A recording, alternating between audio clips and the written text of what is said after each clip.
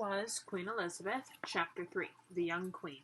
The English people loved Elizabeth. On her first day as queen, she was carried through the streets of London in a great parade. Despite the cold, everyone in the city gathered outside. People cheered, church bells rang, colorful flags and banners fluttered along her route. Music groups and troops of actors performed on special stages as the queens passed by. Elizabeth stopped again and again to greet people and thank them. The Queen's progress. Elizabeth liked to meet and greet her people. Most people lived in the countryside, so every summer the Queen left London and took a long trip, visiting different towns throughout England. She must have enjoyed escaping from London, which was crowded, smelly, and often unhealthy in the summer. The Queen did not peck lightly. She traveled with more than 4,000 wagons and 2,500 pack horses. Along her route, the Queen stopped to greet her people. Elizabeth always found a way to show her love for them. Once she stood in the rain to watch a little boy perform for her. Elizabeth stayed at the homes of nobility. Each family tried its hardest to impress the Queen. Plays, banquets, and fireworks would go on for days. This was costly for noble families, but worth the honor of paying host to the Queen. Later, there was a great banquet at Whitehall Palace. All members of the court were invited. 800 guests attended. Dancing and feasting went on for hours. At one point, a knight rode into the hall on his horse. To show his love for the Queen, he threw down his glove. The act was a challenge. If any knight was disloyal to the Queen, he had to fight the knight on horseback. No one wanted to fight, of course. The next day, Elizabeth awoke in Whitehall Palace. It was just one of her new homes. She had many different palaces all over England, but most of her time was spent at Whitehall Palace. Whitehall was already hundreds of years old, but Elizabeth's father had made improvements, adding arenas for tournaments and cockfights as well as tennis courts. Nevertheless, the rough stone walls of the castle made the rooms cold and damp. The only warmth came from roaring fires and great fireplaces. There was no electricity, running water, or modern heat systems back then.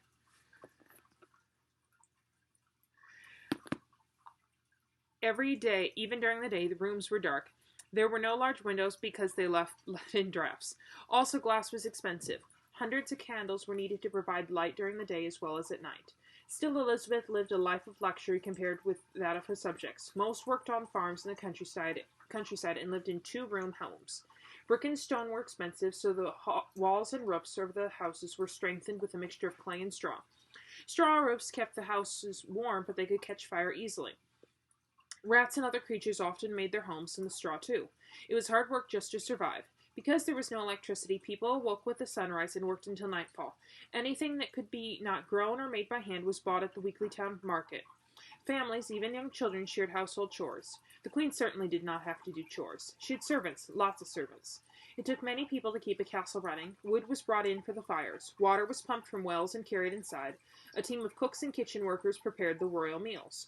The Queen had servants to clean up after her. She had servants to make her bed, clean her room, and empty her chamber pot. There was no plumbing for toilets. Practically everywhere she went, Elizabeth was surrounded by her ladies-in-waiting. These were young, unmarried women from noble families. It was their job to take care of all the Queen's personal needs. They bathed and dressed her. They kept her company while she read or played music. It was a great honor to be a lady-in-waiting. No payment was given. It seemed like to the average person the Queen had an easy life. But Elizabeth said to wear a crown is more glorious to them that see it than it is a pleasure to them that bear it. What she meant was that being a ruler, the person who wore the crown, was difficult. She knew her citizens depended on her for their safety and well-being to protect them from enemies. As Queen, Elizabeth had a great deal of power. The Queen could make laws and declare wars. However, a lot of money was needed. Money came through taxes. To raise taxes, Elizabeth had to consult Parliament. Parliament was made up of the House of Commons, members from the lower classes, or common people, and the House of Lords, made up of the bishops and noblemen. Elizabeth decided when to meet with Parliament and what would be discussed.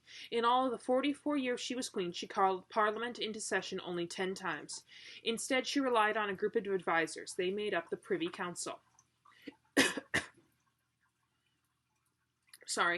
The Privy Council. On important matters, Elizabeth turned to a group of men known as the Privy Council.